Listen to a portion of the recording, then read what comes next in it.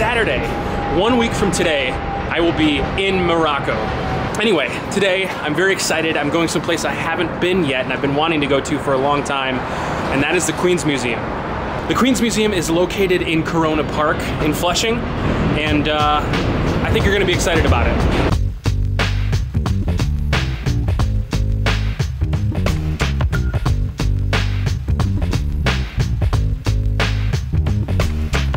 Before I tell you more about the Queen's Museum, you first need to know how to get here. Good news is it's dead simple. Basically, you just take the 7 train all the way to the Met's Willets Point stop.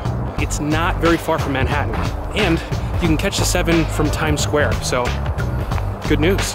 One of the awesome parts about the Queen's Museum being at this specific stop, the Met's Willets Point stop, is that it's in Flushing Meadows, Corona Park, which is home of the Unisphere.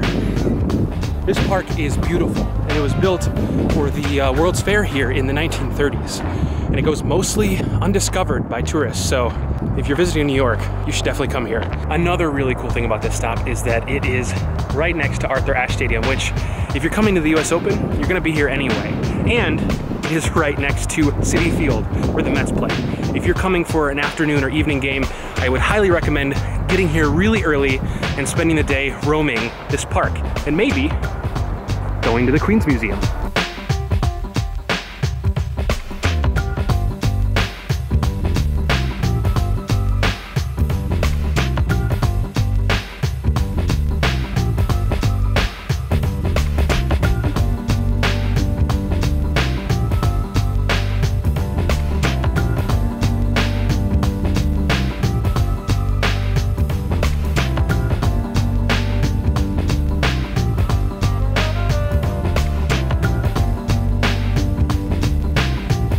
Visiting during the museum's off season, so they're uninstalling a bunch of exhibits and installing a bunch of new ones, which will be open in the spring. But the things that I want to see most are their permanent exhibits, which are still open. So let's explore.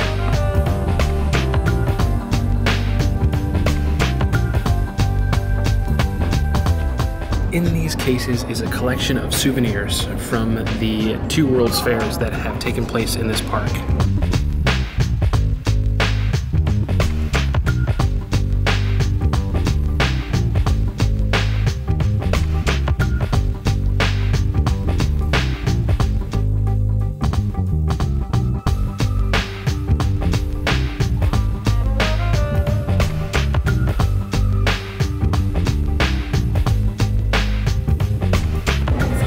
Been to Disneyland or Disney World, you have the 1964-1965 World's Fair to thank for it. Walt Disney actually exhibited at this World's Fair here in New York, and that's where he unveiled the Carousel of Progress, and that's where they unveiled animatronics, which are used everywhere nowadays, but at the time it was brand new. And also the monorail. The monorail was here as well. So thanks, World's Fair, because I really enjoyed Disney World. Now I think it's time to go into the exhibit that is the reason I wanted to come here for so long, the Panorama.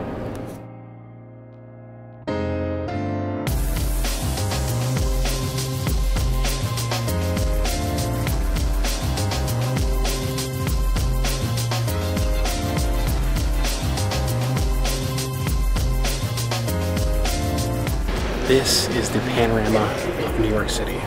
It was also built for the 1964-65 World's Fair, and it's breathtaking.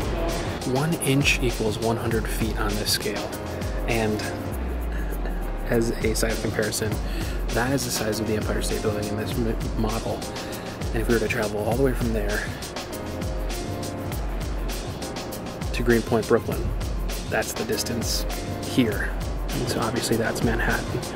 But for comparison, right about there is where I live, and right there is where we're at right now. Airplane landing at LaGuardia.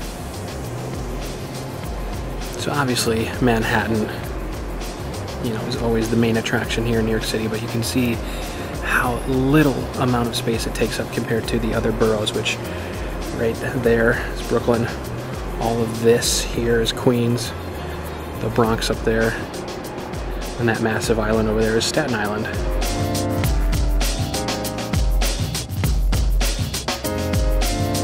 Comment down below if you know what that is.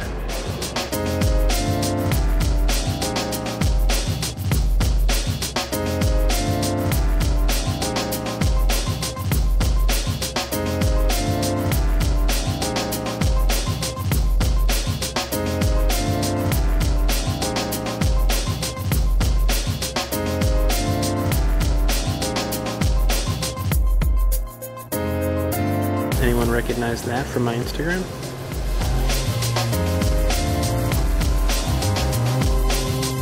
I could literally stand here all day just marveling at this thing. It's amazing when you live in a city. I'm going on 4 years now. In a few months it'll be 4 years, which isn't that long considering some people have lived here their whole lives, but when you're so used to a city at ground level, and then all of a sudden you're brought up and it's 1/16 of its actual size, and you're able to see the scale of everything in relation to everything else. It's just absolutely mind-blowing. And I love it. I could stand here all day and just point out all these places I've been, but that would be a really boring video for you, so we're not gonna do that. So for the longest time, this model was used for city planning, and you can see remnants of that in that they have color-coded everything. Everything in dark green is public park land, and parkways as well are lined in dark green. The little pink areas you see there indicate public parks, recreation areas, playgrounds, things like that. The red buildings indicate that that is city-subsidized housing. And obviously this dark blue is water. All right, time to move on. So as I mentioned, they're in the middle of uninstalling and reinstalling the new exhibits, as you can see. So there is a lot more space in here for art installations and things like that. They're just unfortunately not open at the moment. So that's really all there is to see at the moment, but don't worry, I have a membership now, so I can come back for free anytime I want. We will definitely come back in the spring once all of these exhibits are open. Some of them look really cool, so I'm excited about that. But now that we're done here, let's go explore the park a little bit more.